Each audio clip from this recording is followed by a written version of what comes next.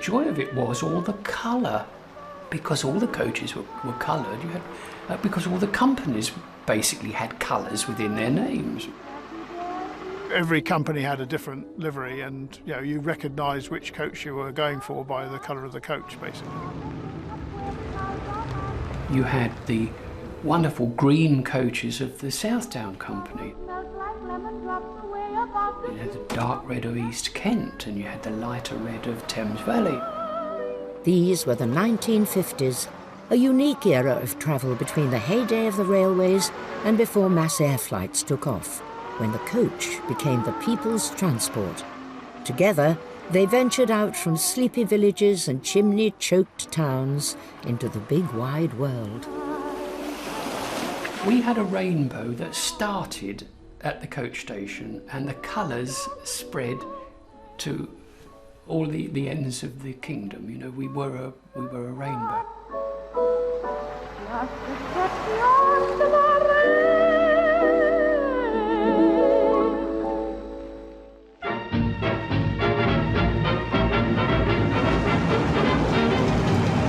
When the coach was king, jams were of the strawberry rather than the traffic variety. For many passengers, the coach offered the first heady taste of adventure and freedom. A safe, comfy capsule on wheels from which they could glimpse wonders that lay beyond their own backyard. And unlike the train, the touring coach could pick you up from wherever you wanted. You can hire a private coach to go anywhere you like, any time you like, and we can organise the whole thing for you. An offer few at the time would have refused, especially one particular passenger. My best memories of coach travel is how everybody got on together like a big happy family. And every coach was the same. There might be 40 coaches, all in a line following you. And if you pull up anywhere, you could hear people in the coach behind singing and having a laugh, It was wonderful.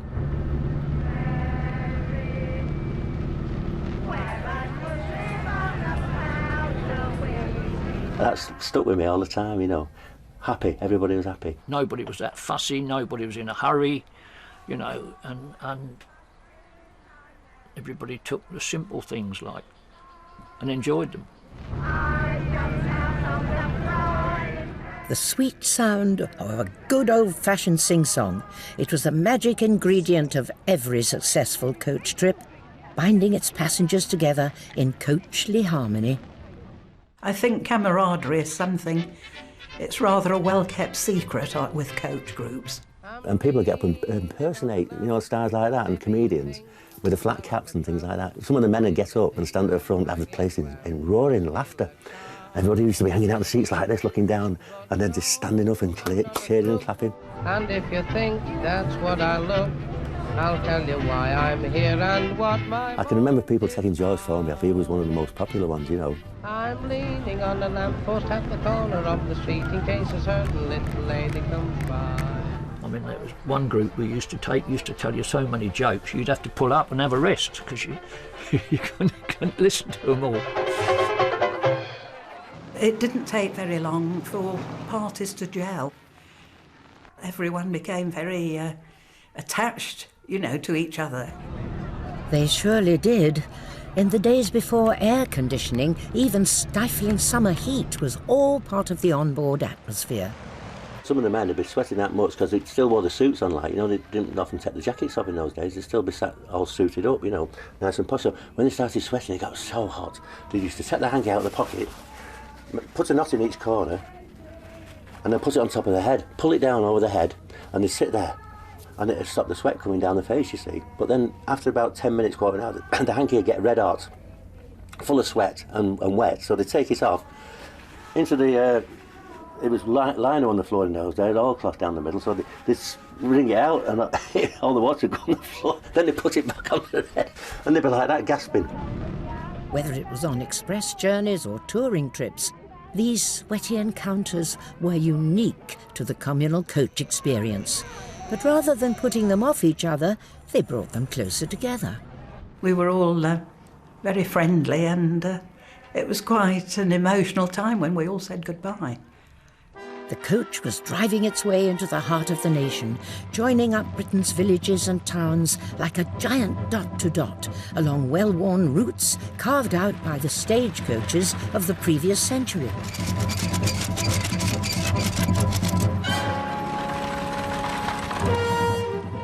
Coach travel had its origins in the stagecoach, which travelled along set routes in stages. By the mid-19th century, the railways had all but driven them from Britain's roads. But by the turn of the 20th century, entrepreneurs were experimenting again. The coach started off with horse buses and horse coaches and seaside rides on what were called charabancs. The word charabang is French for carriage with benches. And it seemed that creativity was key in this new industry.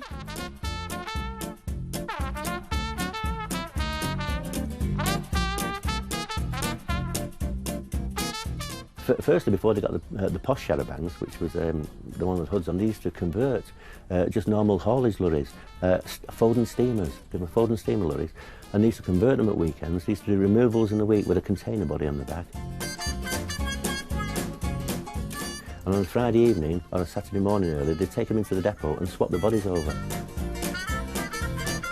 I mean, my grandfather always used to tell this story. He lived in Woodford Green in Essex, and the local pub was obviously a stopping off point for coaches returning, or charabancs returning to the East End of London, and they would stop of an evening, and it's a bit like a Laurel and Hardy film. They would get out of one door, get back on drunk, and then get out the other door. So whoever's organising, and he claimed it was the vicar with the church outing, which I think is a bit extreme. They used to borrow the church pews from the local church, bolt them to the floor of this sort of makeshift, I'd call it hut really, with curtains. And people would climb up on ladders and climb in.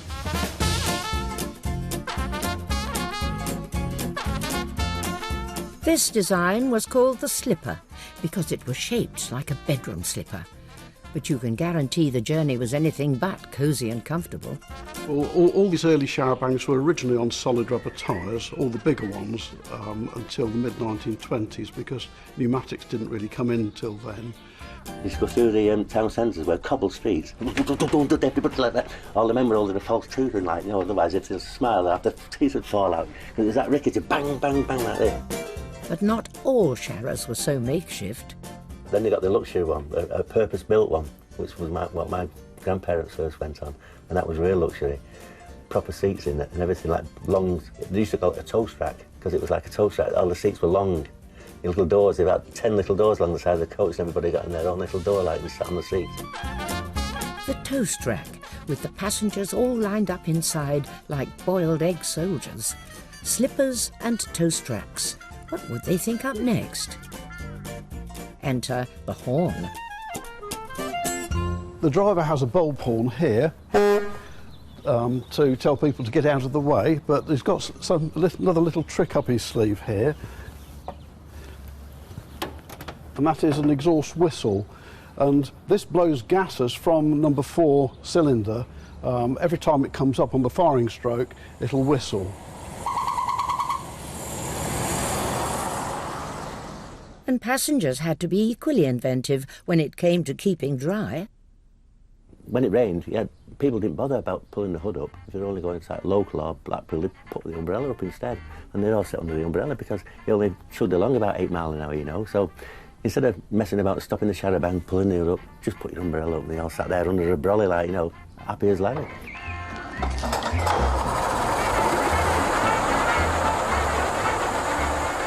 The best thing for driving in the rain is a potato.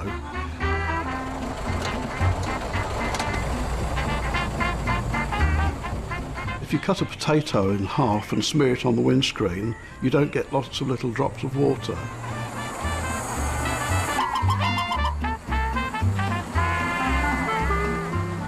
But this charabanc had the luxury of a windscreen wiper. Although it's hand operated, you have to lean over the window and it wipes both sides, because obviously it gets wet behind as well.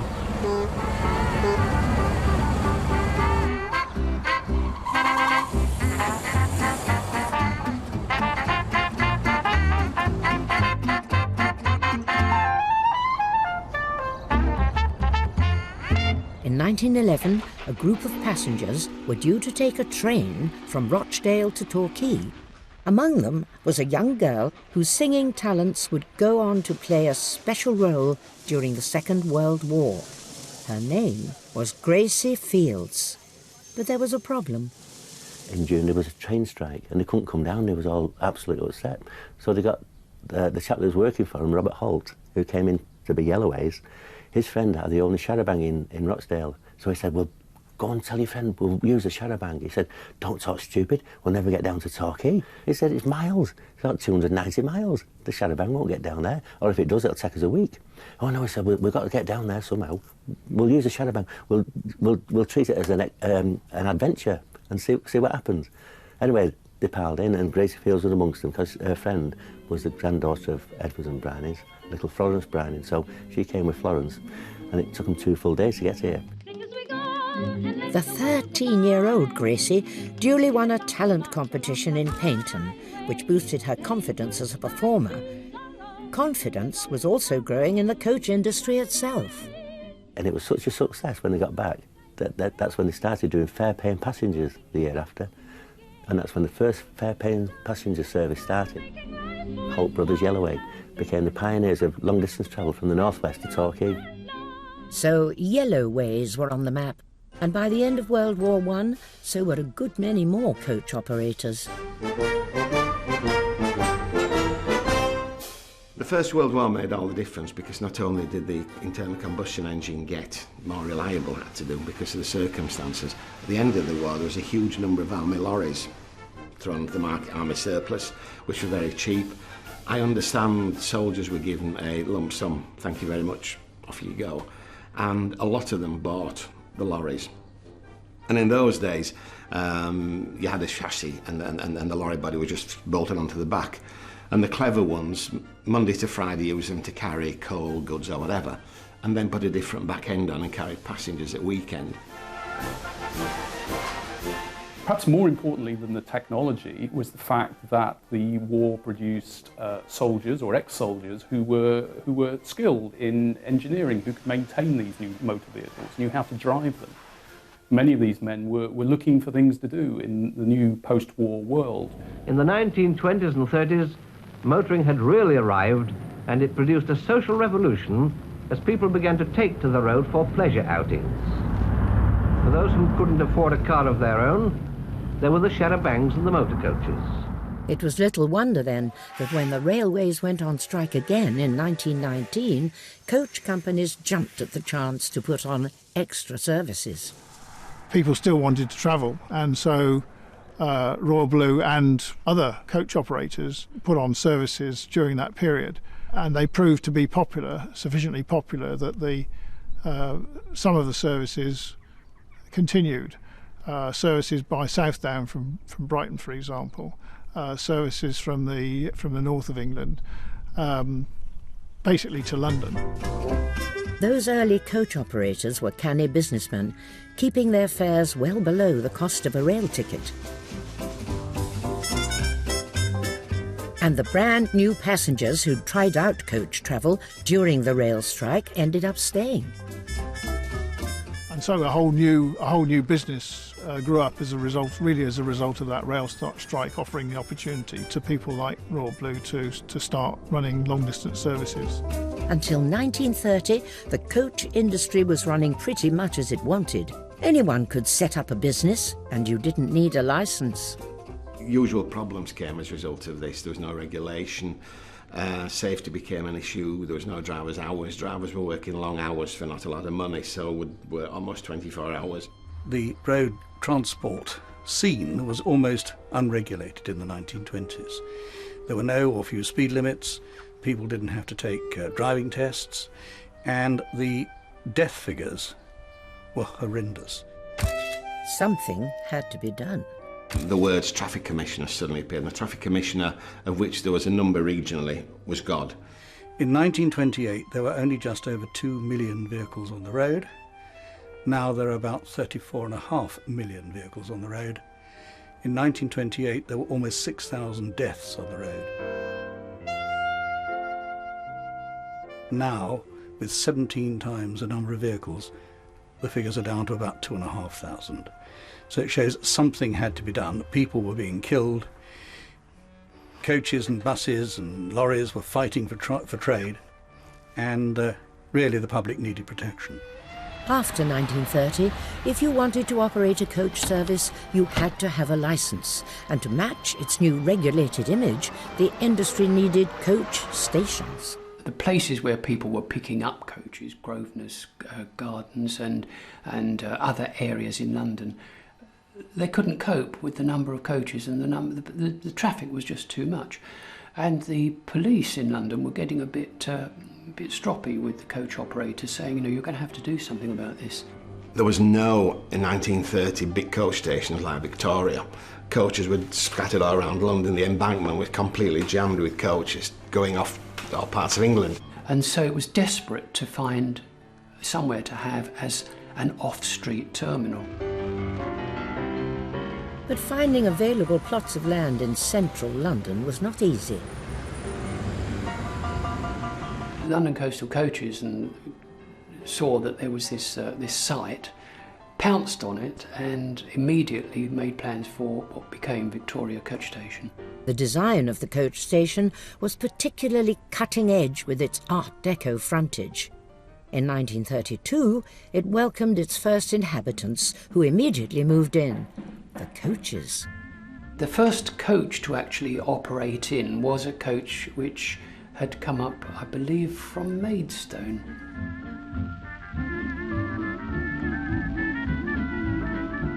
So we had the coaches, we had the coach station. All we needed now were the passengers. And those came in droves with the passing of a new government bill. So in 1937, there was the Holiday with Pay Act. And the government tried to encourage employers to pay workers while on holiday. So before 1937, workers could only really afford to take one day off, so the charabanc was the cheapest and best way to take that holiday. So only 1.5 million people before 1937 had holidays with pay. After 1937, that rose to over 11 million people. So people could afford to take a few days off alongside perhaps the annual holiday. On the back of this, Billy Butlin sets his camp up in Skegness in 1936, and there's a roaring trade. With Britain's new holidaying population, the coach now had a ready market of willing passengers. But World War II provided another unscheduled stop. Gradually, the operation of coaches was restricted. The Green Line services in the London area were stopped. Some of them came back, but most of them were stopped. And eventually, I think in 1941, the Ministry of Transport stopped all but essential coach services. The war wasn't all bad news for coaches. The end of hostilities and the social revolution that followed would help create the conditions for the industry's expansion.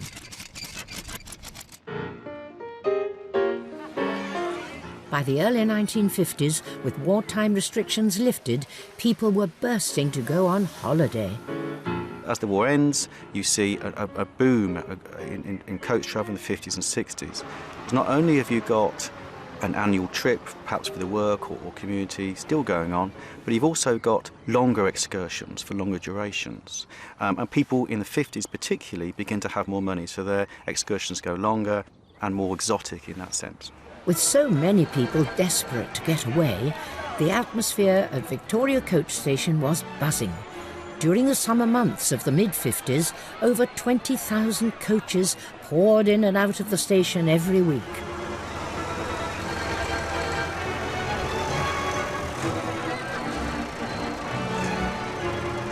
The feeling was there are all those people wanting to get away. It was a challenge.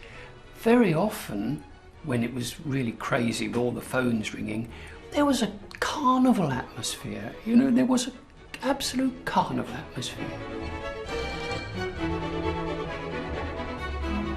There's a wonderful picture which was a mid-1930s departure scene, and the assembled passengers waiting to get on the coach, that is the most wonderful thing. They are all so well dressed.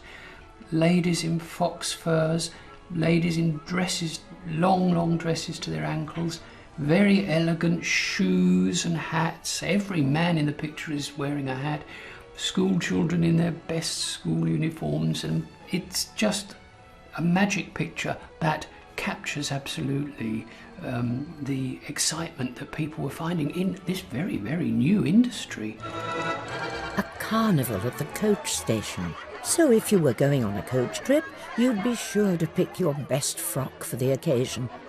The ladies, strangely enough, used to wear a headscarf with their hair in rollers. They had the best clothes on, so their hair would be nice. When they got to Torquay, before they went in the guest house or wherever they're staying, they got off the coach, and the first thing they did was go to the cafe in the ladies' room and take their hair out of rollers and do their hair. And then they get in the taxi or the bus, and so they turn up at the hotel looking right posh, like. That was fascinating me. This magic days, absolutely magic days. For the hundreds of thousands who had ventured little further than their own town or village before the war, a journey by coach was impossibly exciting, and the longer the journey, the better. We set off from Leeds with passengers. We picked up passengers in Leeds. We then went through to Wakefield and picked up more. And then we joined, of course there were no motorways, of course, at that point. So we joined what was known as the Great North Road. Today it's the A1. We joined that and we had a coffee stop in Newark. And again, other passengers joined from the east side of Britain. And then it was on. We had a full 3-course lunch in Buckden, Cambridgeshire. Afternoon tea after we'd been through London and crossed the Thames. We had an afternoon tea in Eltham, and then it was on to Folkestone. The journey took all day, more or less, with the stops. We arrived in Folkestone at the Hotel Metropole, very nice hotel on the Leas at Folkestone, and we were there about 6 p.m. for dinner and overnight. That was our first day. Dave Haddock loved coach travel so much he made the same 17-hour journey every year for 25 years. I couldn't concentrate at school. I couldn't do my schoolwork proper, you know. I just wanted to finish school. I couldn't wait to get home. And when we finished school on the last day, I legged it home and I ran all the way home as fast as I could. And I had my own case there. And the first thing I wanted to do when I come in the house was pack my case for morning. Like, you know, I was going away in the morning. As the novelty of coach travel caught on, it provided the perfect form of transport for the lingering tradition of Wakes Weeks, where whole towns took their holiday all at the same time. One of the highlights of the year for many people was the annual holiday. And in industrial towns, this was often coinciding with the factory shutdown.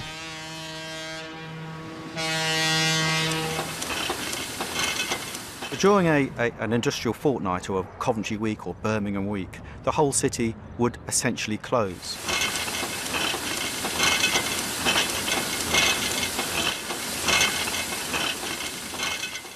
You would walk down a sort of industrial district and not hear any machinery going. There'd be no transport connected to those factories. It'd be a ghost town, effectively. There'd been a mass evacuation of people through coach and through other transport to their holiday destination. And so everyone had to go on holiday that week, and people describe what it was like on the first Saturday of the holiday, with neighbours standing on street corners with their children, suitcases, buckets and spades, waiting for the local coach to come and pick them up and take them off. The coach was very, very convenient. I mean, it would turn up at your factory, it would turn up at your Sunday school, it would turn up at your village hall or wherever and pick you up from where your party wanted to be picked up. You didn't have to get to the local station. Helpful and accommodating coaches may have been, but not when it came to dealing with luggage. Well, they used to put the luggage on the roof in those days, you know, they'd pile them in the boot and also on the roof. So the driver used to climb up the ladders at the back and they'd throw the cases up and tie them all on the roof and put a tarpaulin over. And I thought, man, that's amazing, you know. With the luggage secured, it was time to safely stow the human cargo.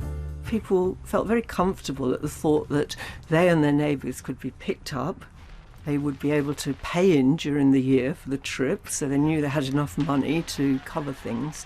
And then they would all go together, they would stop on the way for a drink, they would have a drink on the coach, and it would all be very sociable and safe, and they'd be home safely, and it would be a really good time. And it would be part of looking forward to it, the day out the children could come and so on. The coach journey is a social form of transport. As opposed to a train, which is more compartmentalised in the sense of different carriages. It's very difficult to get a sing-song going on a train many ways, but in a coach it has that sort of very familiar, very communal form of outing. And whether you were travelling on a leisurely touring coach or a scheduled express service, you could always be sure that the leader of the gang, the hero of the communal coach revolution, was the driver. I'm 82 now, and I've been driving a bus 61 years, and driving a car a few years longer than that, and I've driven in the army for a few years. So altogether really since I was 16. And every driver would have a trick or two up his sleeve. I can remember going to Bournemouth once, and during the day, while the people were all out, it was on the beach or something, I got all the keys off the manager and went round the hotel and changed everybody's night clothes. I took the night clothes off of one floor and put them on the other floor, so when it's time to go to bed, everybody's roaring up and downstairs looking for their night clothes. Things like that. Good fun, really. You'd get shot if you'd done that now, wouldn't you? Driving was almost incidental to what these men did, for they were also entertainer, guide, protector, mechanic, nursemaid and diplomat. But most of all, your beloved leader. Right, ladies and gentlemen.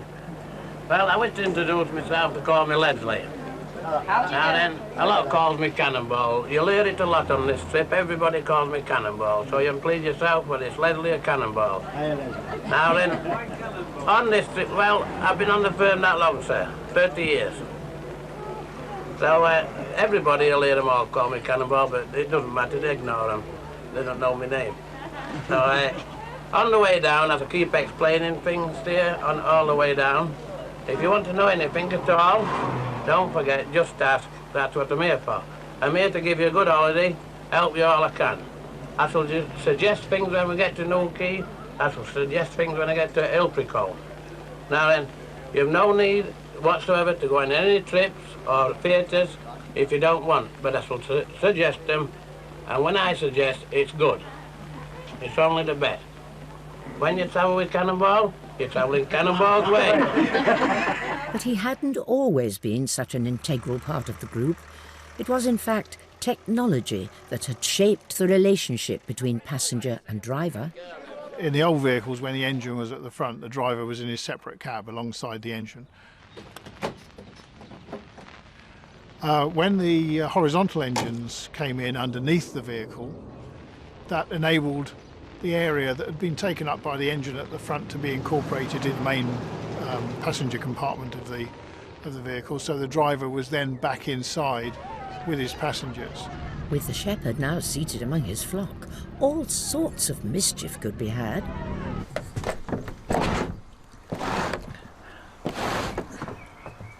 And quite often on trips, especially trips like bed makers, trips like that, they would say, Cyril, it's hot in here, can you open the roof? So you'd have to stop and open the roof. And you'd be standing there trying to push it back because it was always stiff, and two of these ladies here would quickly have your trousers down, which used to cause a great laugh for everybody. If it was in the morning, it sort of loosened up the day a bit. And it wasn't always the passengers providing the entertainment. More often than not, it was the driver. Many years ago, I was told the story of the early 60s of a man who was a one-man band.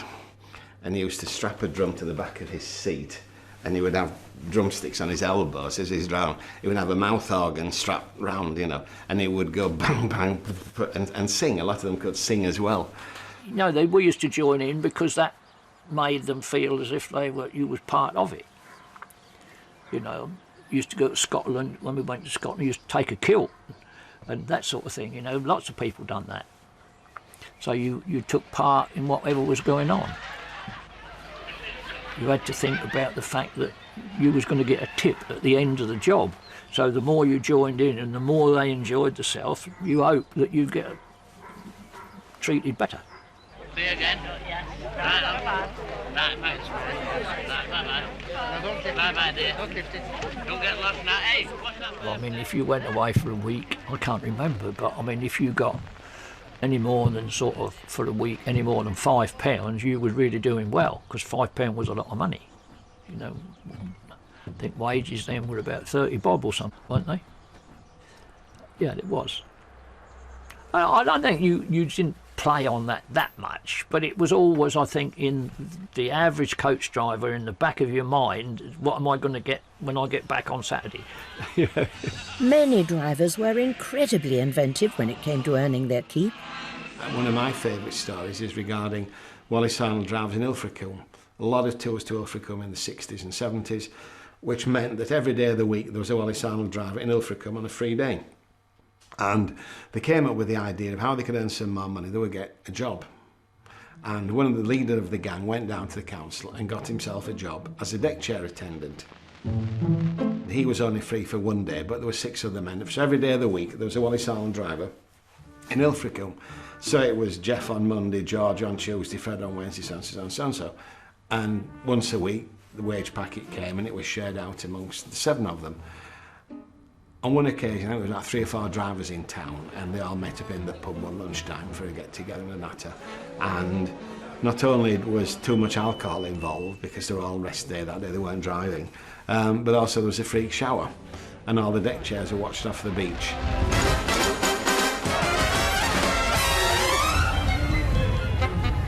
And Jeff was sacked, along with George and John and Bill and whatever else. But the most popular money spinner of all involved a piece of chalk and a tyre. On some trips, not all of them, if people were in the mood for a bit of gambling and like something different, a bit exciting on the way, you'd put all the numbers on the tyre and put an arrow up here. Well, I'd just put this one like this. And then everybody would pay like 2 pence or something in those days.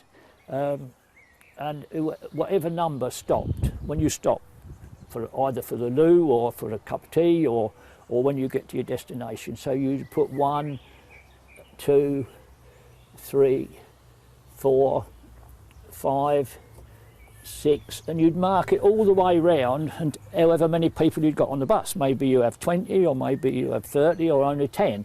And then when you stop, whichever number stops opposite this arrow collects the winnings. And everybody used to get very excited about that, I can tell you. And then you could do it again on the way home. But everybody used to get upset if you rubbed up against the curb and rubbed all the numbers off on the way, and then you just stop and put some more on. But that's how it worked.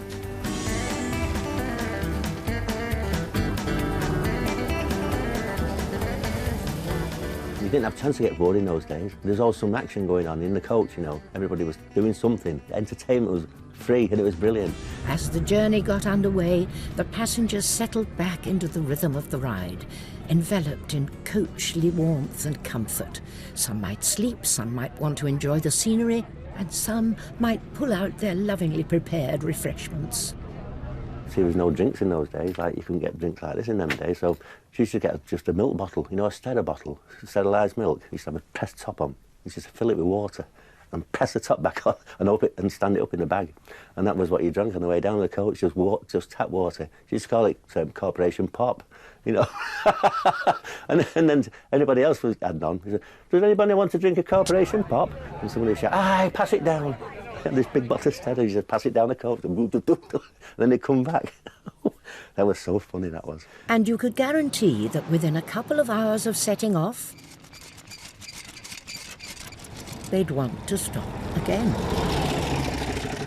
Well, one of the issues was that coaches didn't have toilets on board, and of course drinking both on board and along the way was part of the day out, and so this created quite a few difficulties for people.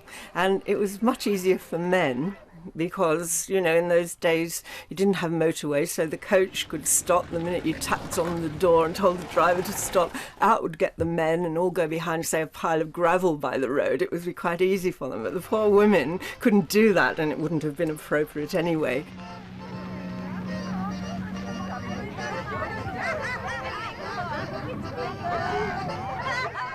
There was one coach driver, he used to take a tent, like a sort of a bathing tent, little bathing tent, and a little portaloo thing, like a potty, just a normal potty for the ladies. And if anybody was bursting, he'd pull up at the roads, especially with the traffic jam, because people got desperate, you know. So what he'd do with the ladies, he'd run out the coach and set this little tent up. It was something he got from the GPO, what they used to put over the manhole covers. And he used to set this tent up at the side of the coach, the ladies would come out and go in, and they get the little pot, throw it in the bushes, and then the next one would go in and they do the same.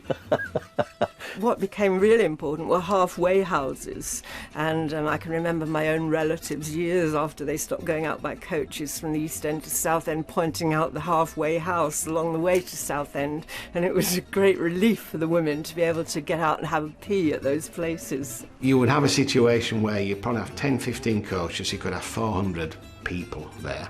2 toilets, 1 gents, 1 ladies. Not 2 blocks of a gents toilet, a ladies toilet. Huge queues at the toilet. People couldn't decide whether to go for a drink and then queue for the toilet, or queue for the toilet and go for a drink.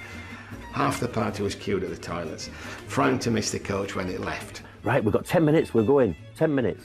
And there could be a queue, a 20-minute long queue, so you'd have to just wee where you could, anywhere you could. On the way to Southend, there was a sort of a drift, an old road, disused road, that everybody used to back in there. Not everybody, but lots of people did, and get their beer out, you know, at the afternoon stop. All these old ladies used to go down this drift road to have a pee, you know, and then 1 or 2 of the clever ones, they'd get a bottle and stand it upright in the ground and put a rocket in it, you know. You know what a rocket is, don't you? Just put the wooden bit in, and then just before it was going off, kick it over so it went down this drift road and lit it all up. And there's all these ladies having to pee down this road. That used to be great fun, that did. Mind you, they weren't right next to you. They was like where those trees are, really. That used to be good fun. I only met recently quite an eminent professor of history at Oxford who told me that when he was a student on a coach, he had actually resorted to peeing in his briefcase in desperation. Those are fascinating days, how people put up with travel and they didn't expect nothing else, because that's all they knew, you know. It was just part of the journey, part of the travel. If you wanted to go down a long journey, you had to put up with whatever circumstances hit you, like, you know. But it was an old friend who came to the rescue of the desperate coach passenger, the good old British pub. An important impact that these new day trips had was that pubs started to change. And suddenly you saw for the first time the classic sign, "Coach parties welcome." And it was a match made in heaven. If it was a biggish pub, they would open in the morning, you know, for drinks and tea and coffee. They were popular, and you always knew where they were. They were sort of regular places on regular routes, and you'd meet up with a lot of other buses and coaches there. Everybody would get a chat, and the pub lady would give you a cup of tea and a piece of cake and say, "See you tonight." There's a very good account that Robert Tressel uses in his semi-autobiographical novel, The Rugged Trouser Philanthropist. And these employees,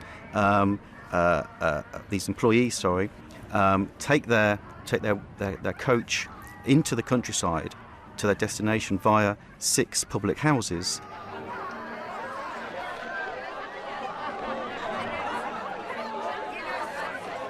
To get to the destination, which was a public house. As coach travel swept through the country, there was one place which stood out among all the others and became the unlikely hub of the industry. Stately Cheltenham. Every coach company in the country used to meet there, you see. Cheltenham was the home of black and white motorways, part of a team of 6 coach operators who'd come together in 1934 to pool resources. With its convenient geographical location, it naturally formed a central axis for coach journeys. People used to change from Yellowways coach if they're going to Wales or they're going to Bournemouth or going to London. They'd get as far as Cheltenham from Manchester and they'd change to a different coach, you see. That was OK, doing that. But if you went into the cafe and you was carrying on down to Torquay, there could have been about 40 Yellowway coaches on the car park and about another 40 on hire to Yellowways. The times of the services were such that they would all arrive into Cheltenham at set times, ready to all depart at the same time. Now, the principal departure from Cheltenham was the 2 o'clock departure. So when you went in the cafe, you was that desperate to get in the cafe, to get in the queue, that when you came back out, where's my coach? You didn't know where your blasted coach was. So you had to, hopefully, a lot of people used to look for the driver. So they used to wait for the driver coming out of the restaurant and follow in then, you see, like the Pied Piper, like, whoa, where's the driver? We're laughing. But a lot of people, if they missed the driver, but they were searching for ages, and the driver used to have accounts on the coach and there could be half a dozen people missing. With up to 200 coaches on the forecourt and up to 40 in the same livery, trying to find your own vehicle was like a game of musical coaches.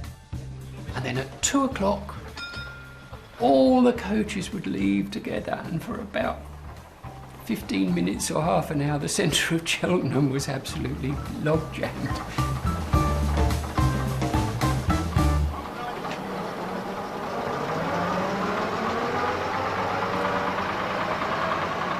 It was a sight and a sound to behold. It was called a mass exodus, and that was when every coach left the depot.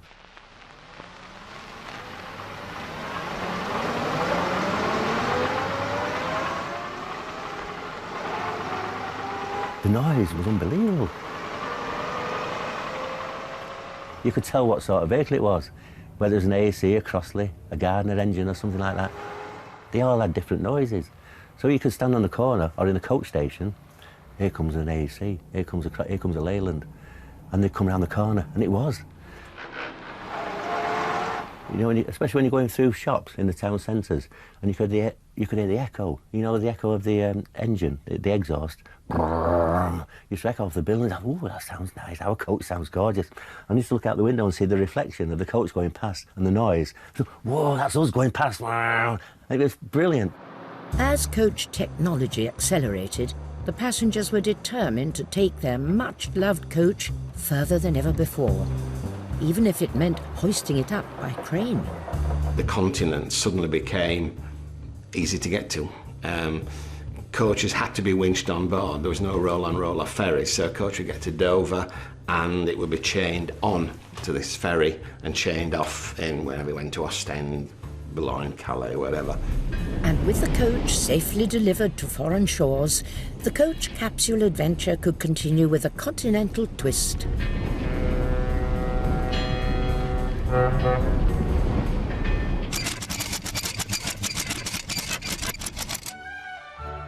Our first night on the continent was Reims, which was very nice. We usually sampled the champagne, of course. And then on to Interlaken for 6 nights, where we stayed at the 5-star Victoria Jungfrau. But 5-star hotels, which weren't used to dealing with coach tours, had some stuffy rules that Barbara found difficult to swallow. My driver, Stanley, and I had seated ourselves in the main dining room when I was told that the managing director would like to see me at the desk. I went along and he said, "I'm sorry, but in this hotel, chauffeurs must eat in another dining room." And I was very put out by this. I was quite indignant and said, "Well, that's ridiculous." I said, "We eat together at all the other hotels," to which I was told, "Yes, but this is the 5-star Victoria Jungfrau." And so I said, "Well, if my driver has to eat elsewhere, I must eat with him, because we are a team." And so Stanley and I were moved actually into a very nice ballroom with a painted ceiling. and there was a little area that was roped off, and we sat there with the four-piece band. And the band played on until 4 seasons later, the Interlaken Hotel came to its senses. And at that point, the head waiter came to me and said, "Oh, the managing director says that you and your driver may eat with the people." So we were moved from behind our little roped area, just a few yards, into this lovely ballroom with our passengers. And at the end of the season, when the passengers were moved back to this lovely main dining room at the front of the hotel, we moved with them. So we broke their laws, we broke their rules. With coach parties breaking down the old order and cutting new paths through Europe, the coach responded to the latest demands wherever they came from. Austria, Swiss are always very, very popular. Wonderful scenery. People have heard of the places they're going to. And every so often, you would get something like The Sound of Music would come along, and you would have this wonderful vista of Salzburg, and all of a sudden holidays to Austria would go up.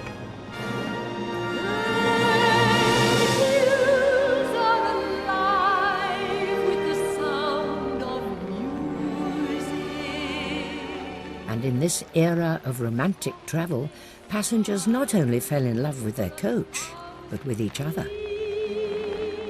At Grindelwald, where people went on the chairlift, which was a double chairlift, and we had a young couple who'd been pretty lovey-dovey all the tour. They'd come together, and they went on the chairlift, and when they came down and got back into the coach, they announced their engagement. We were all delighted. And then when I told the following group, I said, it's a lovely ride, it's peaceful, you go over streams, pine trees, you see cattle with cowbells around their necks, and it's very, very lovely ride. And I said, in fact, on the last tour, we had a couple who announced their engagement after going up on it. And the one gentleman called from the back. He was with his wife, but he called out, "Can you get a divorce on it?" To which she gave him a nudge in the ribs. Like a marriage, the coach offered comfort and security. Its reassuring and constant presence enabled it to lead its passengers safely into the more exotic parts of Europe and beyond. Everybody wanted to go to Russia. It was one of our most popular holidays. It was 15 days and loved it. And it went for years and years. It was the place to go. The Grand Russian Spectacular, we called it.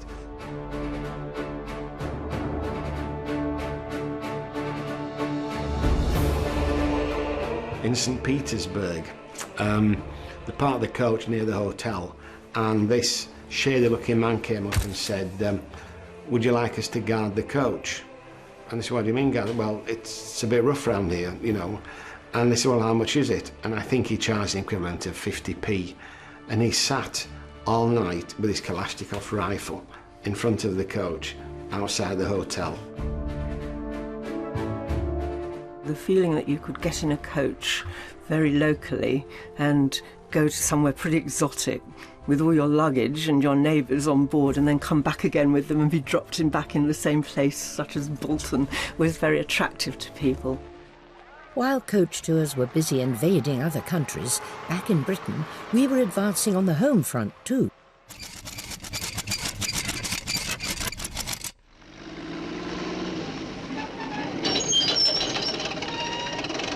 The sound of bulldozers gave more than a hint that the way we travelled and the speed we did it at were about to change.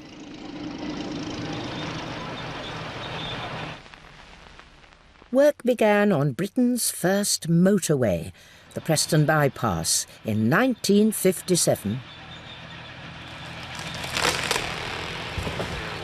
As motorway mania caught hold, it wasn't long before the whole country was carved up by this new high-speed road system. But while motorways allowed coach travel to evolve, they also upset traditional coaching routes, and casualties fell by the wayside. It stood as an uneasy warning sign that there was trouble on the road ahead. I mean, I can remember, you know, travelling down the A1 from the late 50s going on family holidays, and every year we went, another town had been bypassed. So you knocked another half an hour off the journey. And ultimately, coaches that took 10 hours to get to London were doing it in 5 and then 4. Now that more people could afford to buy their first car, the coach was forced to share its passengers and the motorway with shinier, faster vehicles. Before the motorways were opened, hardly any cars could pass you, really, unless you got a long straight road. Some of the lanes used to go down and through the town centre was so narrow, but once you got on the motorway, it's just like it was like another world. It was so different, and it was, woof, you could see these things whizzing past you. But our coaches were still designed for Britain's pre-motorway A roads, and had a lot of catching up to do if they were to cope with the new high-speed, longer-distance journeys. Midland Red, who were Birmingham-based and very innovative, built their own vehicles, in fact. In 1959, I think it was, built a turbocharged coach that could do 90 miles an hour, allegedly, down the bit of motorway between Birmingham and London. Well, the driver who took me on this proving run was Mr. Donald Sinclair, the general manager of the Midland Red Bus Company, which wishes to operate this new service. Gosh, we clocked 82 miles an hour going round those banks. Yes. And in a bus. In a bus, yes. But are you going to travel at 80 miles an hour on the motorway? Oh, no, we don't expect to have to do that speed. We shall probably restrict these to a maximum of about 70 miles an hour. Even with restrictions, coach speed had doubled and was becoming faster and more frantic. So coaches can now operate at 50, 60, 70 miles per hour for long distances. Journeys are sped up, and I think for the first time this makes the coach a serious competitor with the railways over long distances of 100 or 200 miles, where there is a parallel railway line. And not only that, coaches were about to get an additional boost. In 1963, Minister of Transport Ernest Marple commissioned a report into the profitability of British railways, written by Dr. Richard Beeching. Dr. Beeching, do you personally believe that the government has no real alternative but to accept your plan? I think that these proposals are in the long-term interests of railwaymen. I think they'll go along with us. Beeching's remit was to try to make the railways pay, or at least not lose as much money as they had been doing in the 1950s. And he took a long, hard look at some of the traffic which the railways had traditionally carried, like large numbers of people to and from seaside resorts for just a few weeks in the year, and basically said the railways should not be in this business. Today's report will shape the future of the system. More than 2,000 stations will be closed. The most dramatic effects are in Scotland. Remote areas of the Highlands will lose their services. Wales takes a body blow as well. Holiday resorts in the West Country share the fate of many market towns. No station, no passenger trains. In the northeast, little more than the main north-south links will remain. It was a brutal blow to the railways, but it meant that many more express coaches were needed for direct routes. If someone wanted to go from London to South Wales in the 50s, they would go to Cheltenham and connect with a service from Cheltenham to South Wales. As soon as we got a motorway, we had through services from Victoria to Newport and Cardiff. So we suddenly cut out Cheltenham. And the sad thing is that Cheltenham, which had been a major hub in the coaching map, was no longer needed, and the coach station at Cheltenham closed, and it just became a point on a timetable. As Britain's motorway network continued to grow rapidly throughout the 1960s, so did our holidaying habits.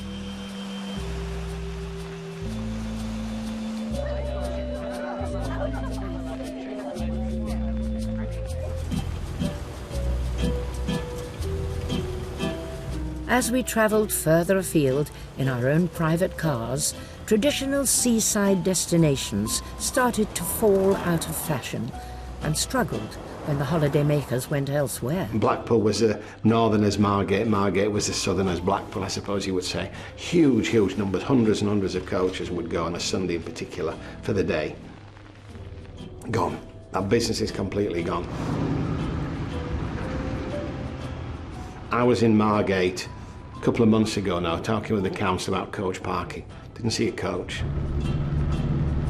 The infrastructure's gone, the entertainment's gone. Dreamland, I think it was at Margate, the entertainment, derelict. And it's sad, but you know, it's not kept up with what the public wants to do. I travelled with Railways until I got my first motor car, which was in the late 1970s. And then we used the car then to come down to Torquay, which was not the same. It wasn't the same when you're crammed in a car, you've not got the freedom of a coach. But nevertheless, everybody started getting cars then, you see. It's all about, I suppose, the magic word public service, because technically a coach was known as a public service vehicle, and it had to have a public service vehicle licence to operate it, and a driver had to have a public service vehicle licence to drive it. And they're the key words, public service. And the successful operators provided the public with a service and flourished, and the others didn't. The rise of car ownership and cheap air travel meant the coach industry saw a gradual falling off of trade. And as the political and economic landscape also began to change, the express coach network was seen as too vulnerable to be left to its own devices. In 1969, the coach industry was nationalised. 3 years later, it was brought under one corporate livery, which became National Express. With the emergence of National Express in the early 1970s, operating over the motorway network, which by the end of the 1970s was essentially complete, we reached the end of an era.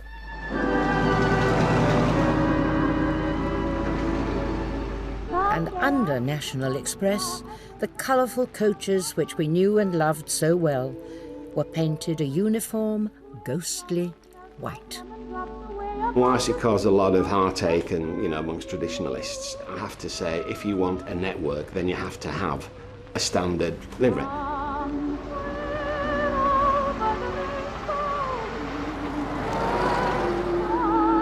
So you used to have white Royal Blues, you had white black and whites, you had white Midland Reds, you had white grey cars, which was a nonsense, but it was done with the best intentions to get an image of a nationwide express coach network.